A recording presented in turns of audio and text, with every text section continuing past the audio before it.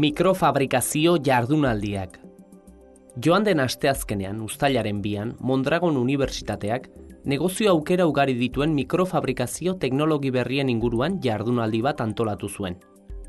Jardunaldia, Arrasateko Garaia berrikuntza gunean ospatu zen, enpresa eta ikerketa eta berrikuntza entitateen aparteko topalekuan.